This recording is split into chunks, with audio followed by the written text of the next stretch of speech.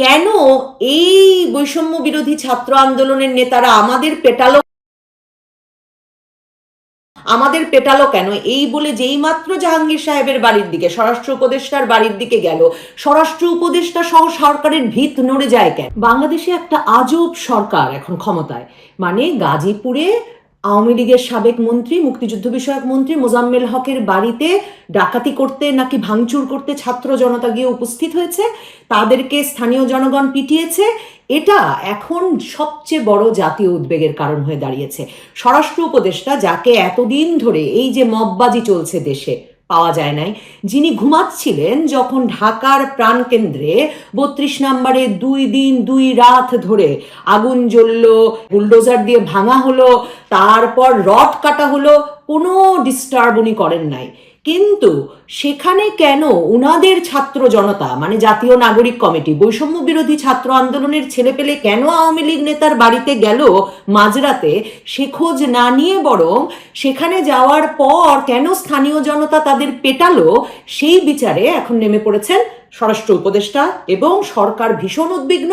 কারণ স্বরাষ্ট্র উপদেষ্টার পদত্যাগ চেয়ে ফেলেছে ছাত্ররা সরাসরি। ওই গাজীপুরে ওরা যখন মার খাচ্ছে, তখন রূপায়ণ সেন্টার, মানে ওই যে ঢাকার প্রাণকেন্দ্রে বাংলা মোটরে বিরাট বিলাসবহুল যে অফিস বৈষম্য বিরোধী ছাত্র আন্দোলন আর জাতীয় নাগরিক কমিটির, তারা সেখান থেকে তখনই স্বরাষ্ট্র উপদেষ্টার বাড়ির উদ্দেশ্যে রওনা হয়েছে, যে স্বরাষ্ট্র উপদেষ্টা জাহাঙ্গীর আলম সাহেব, যাকে কোথাও কখনো দেখাই যায় না, তিনি যাতে এখন পদত্যাগ করতে হবে। কারণ কত বড় সাহস, ছাত্র জনতা বাড়ি ভাঙতে গেছে, আগুন দিতে গেছে। কারণ চলছে তো বুধবার থেকে, শুধু তো ৩২ নম্বরে নয়, খুলনায়, চট্টগ্রামে, রংপুরে, সারা দেশে ইচ্ছা মতো ভাঙচুর, আগুন দেওয়া চলছে। এমনকি বনানীতে শেখ সেলিমের বাসায়, মানে একদম ঢাকার সবচেয়ে বিলাসবহুল অভিজাত এলাকাতেও এই ঘটনা ঘটেছে। কেউ তো ডিস্টার্ব করে নাই, কেউ তো ছাত্র জনতার গায়ে হাত তোলে নাই। এত বড় সাহস, গাজীপুরে কিনা ছাত্র জনতার গায়ে হাত তোলা হলো। কাজী রূপায়ণ সেন্টার থেকে বীররা বেরিয়েছেন স্বরাষ্ট্র উপদেষ্টার বাসায় যে উনার পদত্যাগ চাই, এবং স্বরাষ্ট্র উপদেষ্টা পরের দিনই এসে বলেছেন যে এই বিচার ওনারা করেই ছাড়বেন। কিন্তু ওইদিকে আলটিমেটাম, গাজীপুরে তো আলটিমেটাম চলছে, তারা বলেছে 24 ঘন্টার মধ্যে বিচার না করলে তারা নাকি এই স্বরাষ্ট্র উপদেষ্টার পদত্যাগ দেখে ছাড়বে এবং আরো অনেক কিছু করবে। লাঠিসোঁটা নিয়ে তারা বেরিয়েছে মিছিলে, পত্রিকাতেই আমি ছবি দেখলাম। এখন আমার প্রশ্ন হলো যে সরকার কি তার মানে এই যে তাদেরকে ক্ষমতায় বসানো ছাত্র জনতা, হ্যাঁ, সেই ছাত্র জনতাকে শুধুমাত্র রক্ষা করতে এসেছে?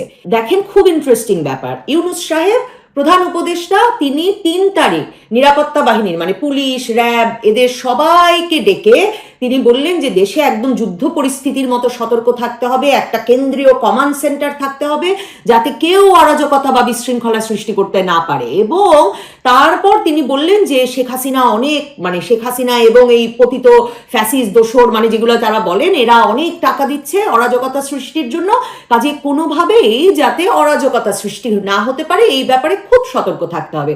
তো প্রধান উপদেষ্টা 3 তারিখ খুব সতর্ক থাকতে বলার পর 5 তারিখ সকাল থেকে হাসনাত আবদুল্লাহর স্ট্যাটাস, ফ্যাসিবাদের সকল চিহ্ন মুছে দেওয়া থেকে শুরু করে 5 তারিখ বিকাল থেকেই কিন্তু জড়ো হওয়া শুরু হলো 32 নম্বরের চারপাশে, যে 32 নম্বর গুড়িয়ে দেওয়া হবে। পুলিশ ঘুমাতে থাকলো, কমান্ড সেন্টার ঘুমন্ত, পুলিশ, র্যাব, কারো কোনো খবর নাই।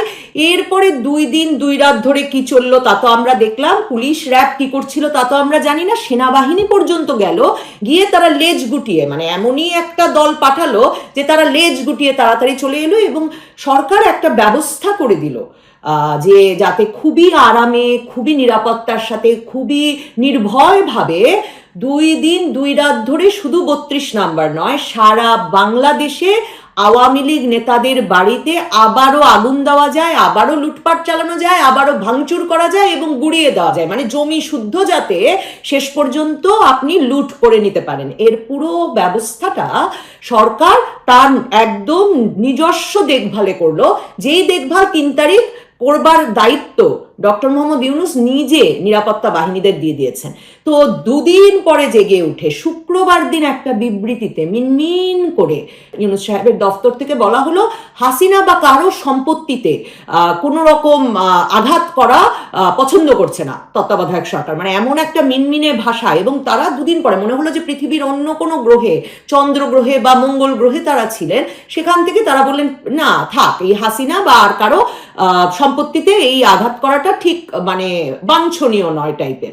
তো এই কথার পরে দেখেন এই প্রশ্ন, আর ওইদিকে মোজাম্মেল হকের বাড়িতে গাজীপুরে গিয়ে, কারণ লুটপাট তো শেষ হবে না, লুটপাট তো চালিয়ে যেতে হবে, যেটা আমি বলছিলাম যে এটা তো আসলে একটা দীর্ঘ সময় ধরে চলবে। আওয়ামী লীগ নেতা কর্মীর বাড়িঘর লুটপাট করা তো করতে করতে মেহের আফরোজ শাওন অভিনেত্রী তার বাড়িও গিয়ে ভেঙে দিয়ে এসেছে। মানে উনি কোনো আওয়ামী লীগের নেতাকর্মী না, কিন্তু কি জানি এই 5ই আগস্টের পরে কয়েকটা সাক্ষাৎকার দিয়েছেন, এই মববাজির বিরুদ্ধে কথা বলেছেন, কাজে তাকে উঠিয়ে নিয়ে গিয়েছে ডিবি, আর তার বাড়ি হচ্ছে ভাঙচুর। কিন্তু সেটার কোনো প্রতিকার পাওয়া যাবে না। প্রতিকার করতে হবে কোনটা?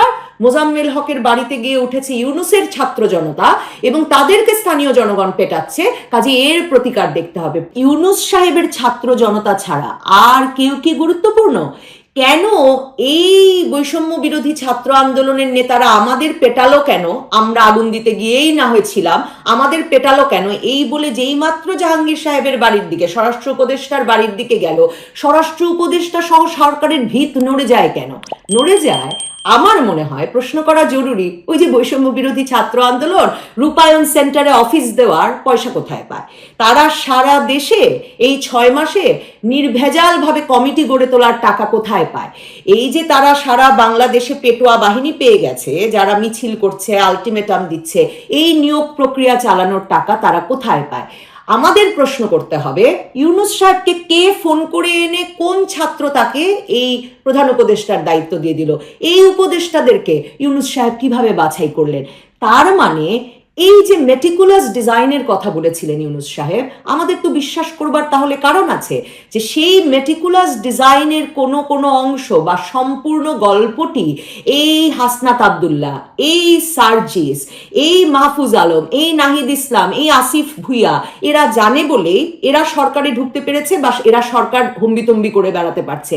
এবং শুধুমাত্র এদের হম্বিতম্বি ছাড়া আর কারো কি হলো তাতে আসলে ইউনূস সাহেব বা কোনো উপদেষ্টার বা এই সরকারের কিচ্ছু আসে যায় না।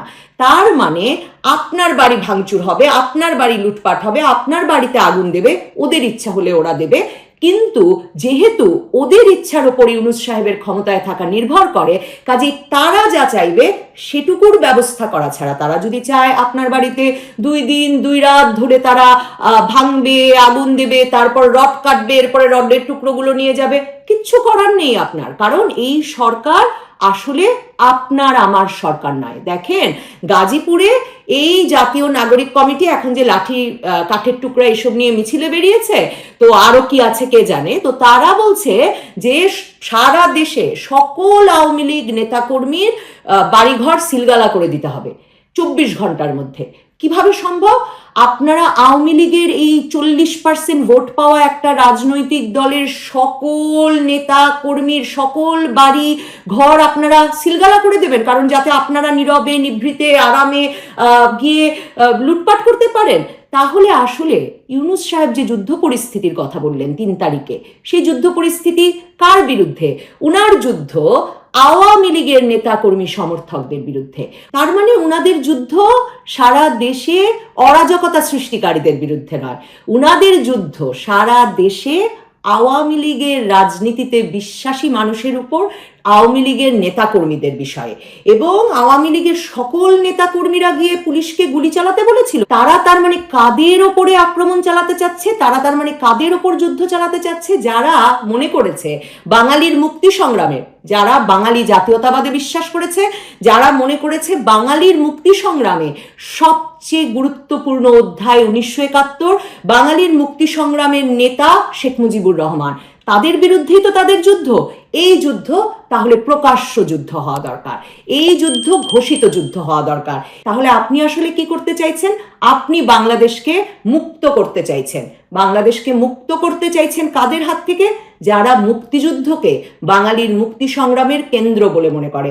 আপনি ইউনূস সাহেব তাদের থেকে বাংলাদেশকে মুক্ত করতে চাইছেন, আপনি বাংলাদেশকে মুক্ত করতে চাইছেন তাদের থেকে যারা সত্যিকার অর্থে একটি বৈষম্য বিরোধী, যেই 1972 সালের যে সংবিধানে, আমাদের বাংলাদেশের যে সংবিধানে লেখা ছিল, গণপ্রজাতন্ত্রী বাংলাদেশের যে সংবিধানে লেখা ছিল যে ধর্ম, বর্ণ, লিঙ্গ নির্বিশেষে সকলে সমান সুযোগ এবং অধিকার পাবে রাষ্ট্রে, সেই বৈষম্য বিরোধী সংবিধানকে আপনি তুচ্ছ করতে চাইছেন, বাতিল করতে চাইছেন। আপনার যুদ্ধ আসলে তাদের বিরুদ্ধে। আপনি প্রকাশ্য যুদ্ধে আসুন, আপনি গোপনে ষড়যন্ত্রের যুদ্ধ থেকে